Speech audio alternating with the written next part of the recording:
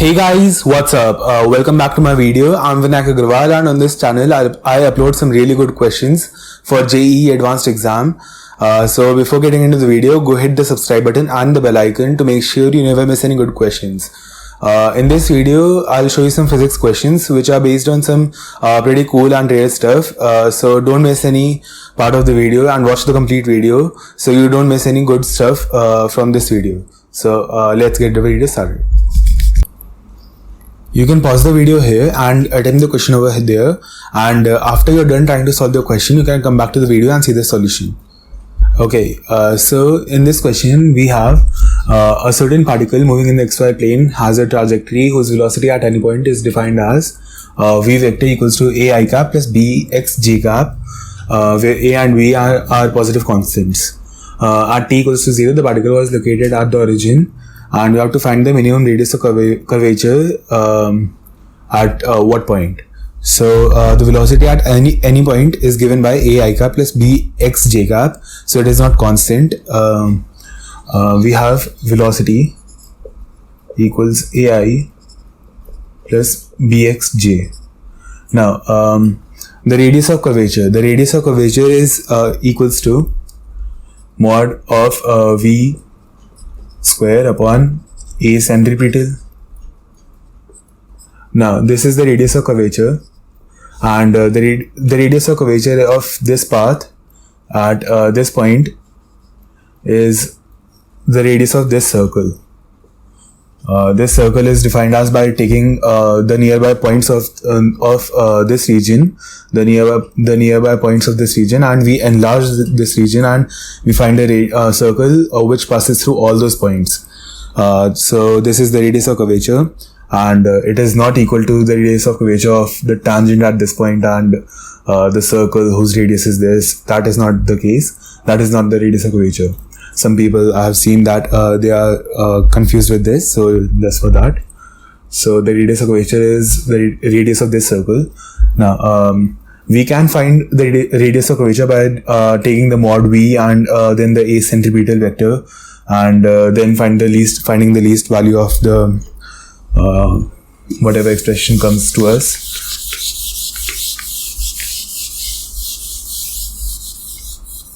Yeah, so whatever expression comes to us, but that will become very lengthy, as you can see in the solution. Also, I'll show you how to do how to solve the question with that solution, but I'll show you some I'll show you the answer with an alternate answer as well, which is done by 1 plus dy by dx whole square to the power 1.5 whole upon d2y by dx square mod. This is a formula for radius of curvature, and I'll show you the derivation for this formula as well, but let's find the radius of curvature by this method first. So I'll just erase this as well.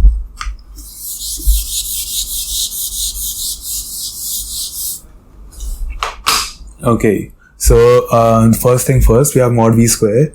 Mod v is a square plus b square x square under the root. This is equal to mod v, and when we differentiate v vector, we get a total vector, the total acceleration, which is a tangential vector plus the a centripetal vector, a centripetal vector plus a tangential vector. A tangential vector is equal to a net vector, and the a tangential vector is found by differentiating mod v, because mod v is the speed and the rate of change of speed is actually the tangential acceleration. So d of mod v by dt, this is a number, and when we differentiate this, we get a number as well, a number as in a function, obviously. So this in the direction of v cap is the a net vector, a tangential vector, and a net vector minus this is equal to the a centripetal vector, and we have to find the mod of this as well. So this is the a centripetal vector. Now a net vector is nothing but b times dx by dt j cap minus this thing is differential of this. So differential of this is 1 by 2 root a square plus b square x square times 2b square x into dx mod d of mod x by dt, which is same as mod of dx by dt in this case, and it is also equal to a, and the direction of v cap, and this was equal to a was equal to d of oh, never mind, we can just write this as well.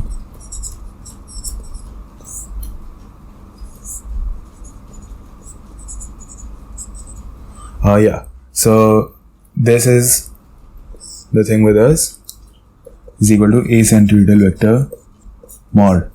Now dx by dt is a, the vx is a, so a over here, and we I cap goes with I cap, j cap goes with j cap, so ab minus the 2 gets cancelled. We have b cube x square upon a square plus b square x square j cap ab cube x square j cap minus a square b square x upon a square plus b square x square I cap. The modulus of this, and this is the a centripetal vector, and when we plug this a centripetal in this and the mod v over here, and then we get the expression of r in terms of x, and we have to differentiate that expression of r in terms of x, and if that leads us to say more than one root, then we have to double differentiate the value of r, and we have to find the roots which will lead to the minimum value of r, and then we have to find the answer. Obviously that is very lengthy. As you can see, the expression of a centripetal is the modulus of this vector, and after differentiating this, you can just imagine. So obviously that is not a good way to proceed. So let's just look at the other method which I was showing with the formula 1 plus dy by dx whole square cube root square of cube root upon d2 by dx square.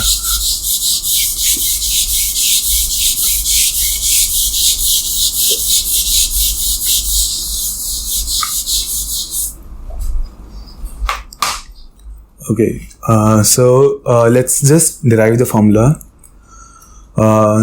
Suppose you have a path like this, and this is the circle. Let's say this is the circle, this is the radius. This is the very small angle. Let's say it is delta theta. Delta theta or d theta, it's the same thing. So it's delta theta. Obviously it's not the same thing, but you know what I mean. So delta theta times r equals to delta L. This is the formula we know, and this is the delta L. So r is equal to delta L upon delta theta. Now delta L upon delta theta, also we know ds equals to dx square plus dy square under the root. This is how we proceed to find the arc length of any curve. Let's say sin x. So sin x times if we have a curve y is equal to sin x, then if we have to find the length of this thing, so we do that by taking 1 plus dy by dx squared under the root into dx, integral equals to ds. So that's how we do the arc length, and it's the same over here also. So ds equals to dx squared plus dy squared under the root, and this ds goes over here. Now if I multiply and divide by dx, we have a ds by d theta over here, and when I multiply and divide by dx, I get a ds by dx times dx by d theta.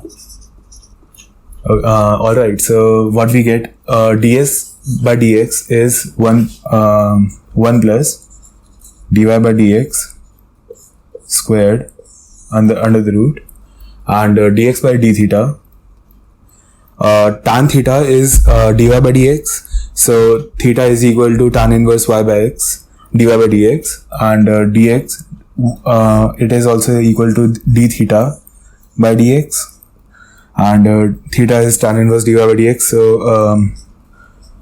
1 upon 1 plus dy by dx squared times d2y by dx square. Okay, so this is 1 upon 1 plus this, and this is equal to d theta by dx. This is equal to d theta by dx, and when d theta by dx goes over here, we get the formula 1 plus dy by dx to the power 1.5, 1.5, yeah, whole upon d2y by dx square. Now this is a formula that we are not generally aware of from the normal coaching methods. So yeah, we should definitely know this formula, and by this formula we can solve this question as well. So let's solve the question. I'll just erase this off.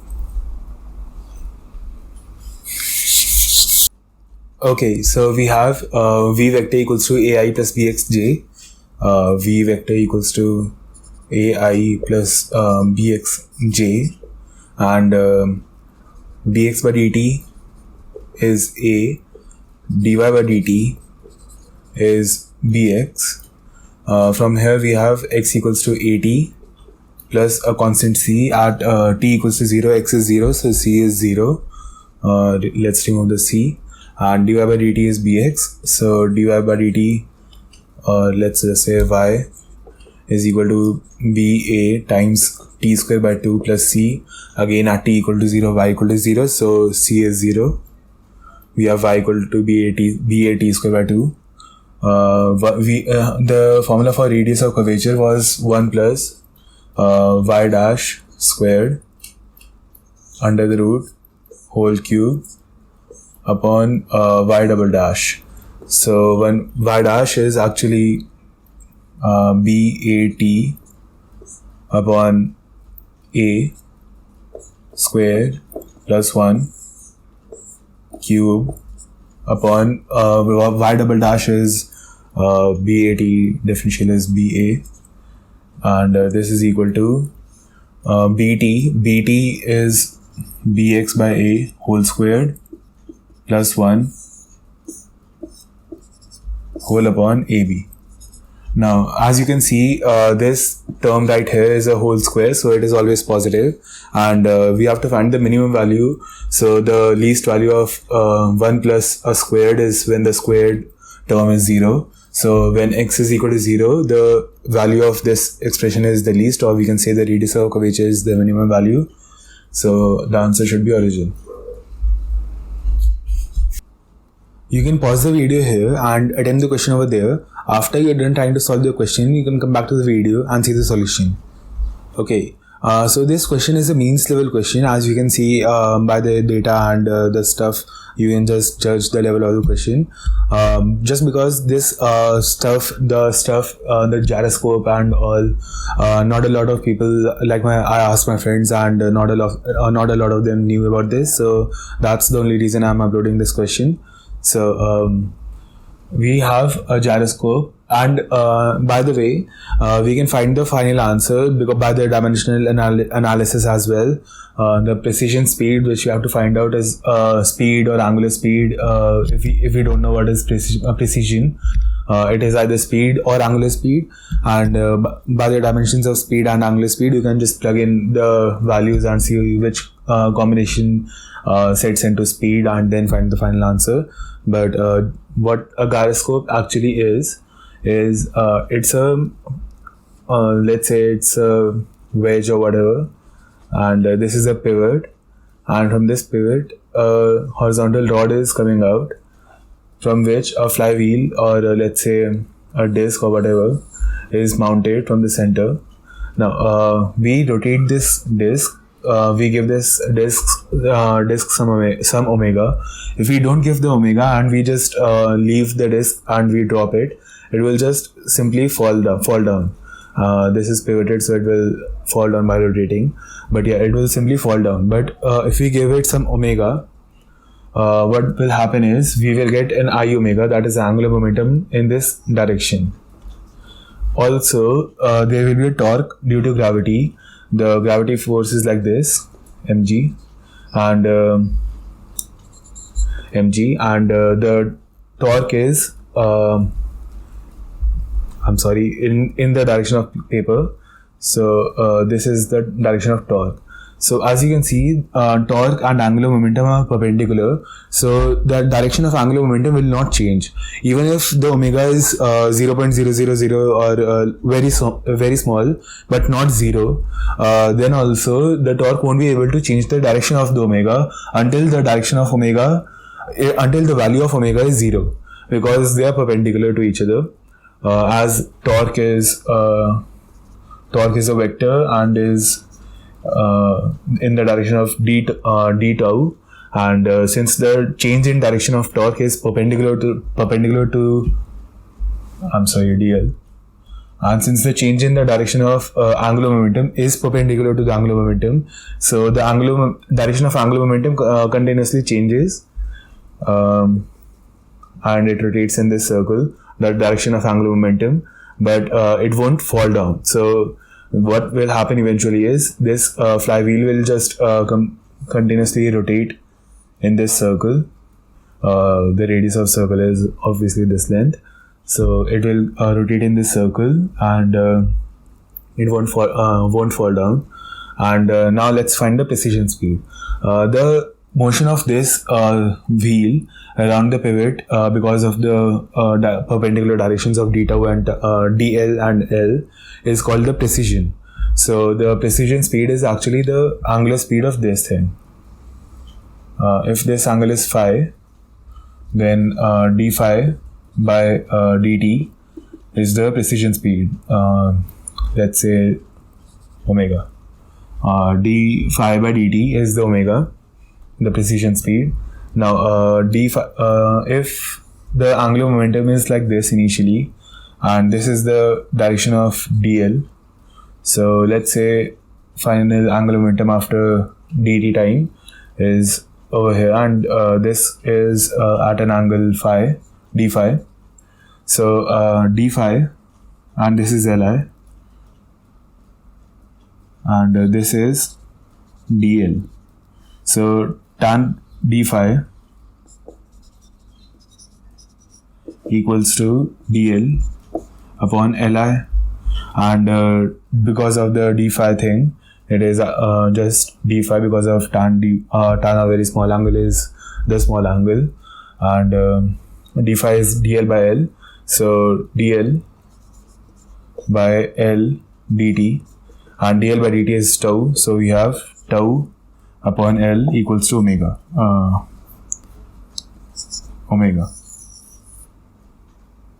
This is omega. I don't remember what's the difference between this and this. Both are called as omega. I'm sorry. I'm very ashamed of this. Tau upon L, and the tau is R cross W. W is the weight, and R is this distance, upon the angular momentum. Angular momentum is I into omega. So R into omega upon I into W, I into omega. And we just plug in the values, and we will get the final answer 1 upon 100. You can pause the video here and attempt the question over there. After you are done trying to solve the question, you can come back to the video and see the solution.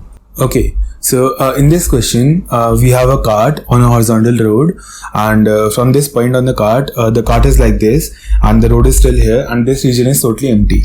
Now from this cart, we hung a rope, and from the rope at the bottommost point, we attached a block B of mass m like this at an angle theta, and it is held stationary. Both the cart and the block are held stationary, and at t equals to 0, the block and the cart both are released from rest. So when the block is released from the rest, its motion will be like this, and the cart will, because of the motion of the block, the cart will begin to move like this, as we can see in the solution as well. The block will move like this and the cart will move like this. So I'll just draw the figure again. So we have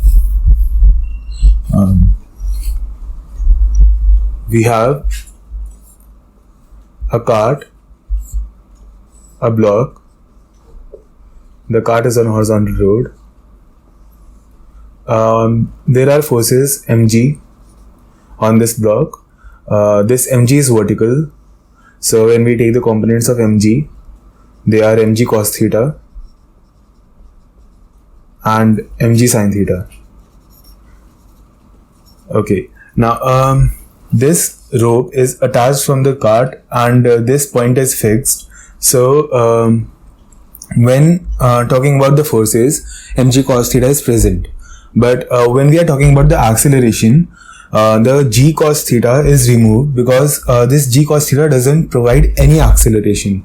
It does not contribution in the acceleration. So when we take the acceleration, this g cos theta can be removed. So I'll just not take this g cos theta in the acceleration diagram. So we have a g sin theta. This is with the vertical, this angle 90 minus theta. So g sin theta cos 90 minus theta is g sin square theta, and this is g sin theta times sin 90 minus theta. Sin 90 minus theta is cos theta.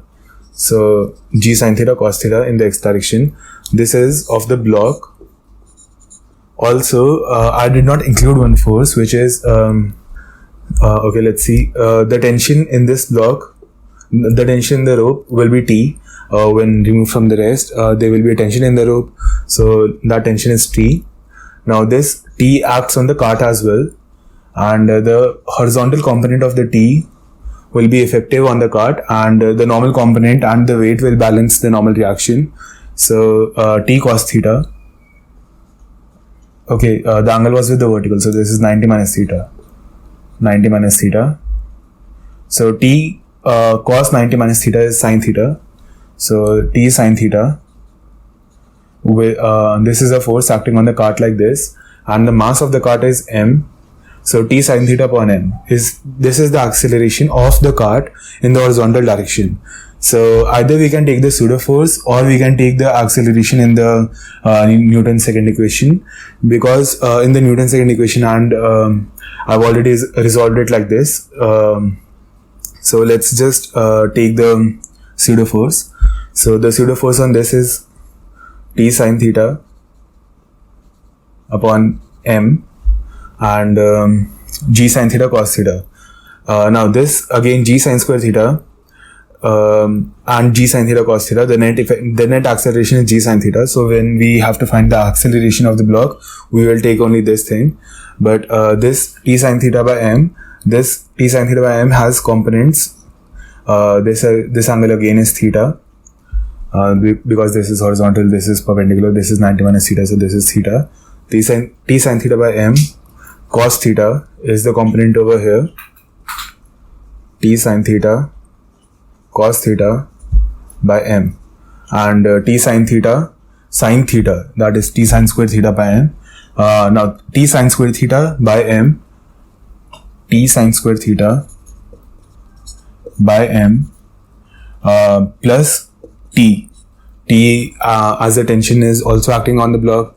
T sin square theta by m is the pseudo force, and mg cos theta is the weight of the block, the component of the weight of the block. This should be equal to mv square by r because of its rotation, and r is the length of this rope. Now we have to find the value of t and a at t equals to 0. So this v is actually 0. So mv square by r is 0. So we have T sin square theta by m equals to mg cos theta, or we have T equals to m into m g cos theta upon sin square theta, and cos theta is equal to sin theta equals to 1 by root 2. So we have 2 times 2 times 2. Actually root 2 times 2 times 2 times 10. Oh, I'm sorry. This is a t plus t over here. So upon sine square theta, so 2t. So this is 3t. So t is equal to this upon this. So it is 20 root 2 upon 3. So the value of tension is 20 root 2 upon 3. Now let's find the value of acceleration. Now the acceleration is the total acceleration. So we don't have to find the components of g sine theta. We just have to take g sine theta. So g sine theta plus the t sine theta by m, and t sine theta by m components are t sine theta cos theta by m and t sine square theta by m. Again, t sine square theta by m does not contribute in the acceleration. So t sine theta cos theta by m, and g sine theta is 5 root 2, and t sine theta cos theta, t sine theta is 1 by root 2, cos theta is 1 by root 2, and t is 20 root 2 by 3, m is 2, so it is 10 upon 2 root 3 is 5 root 2. So we have 5 root 2 plus 5 root 2 into 1 by 3, or we have 10 upon 3 root 2.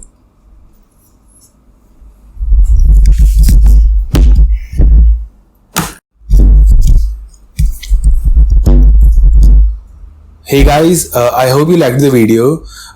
If you have some good questions for physics, chemistry or maths relevant to IIT JEE exam, you can send them on this email ID. Maybe I'll upload them in the next video. See you in the next video. Bye.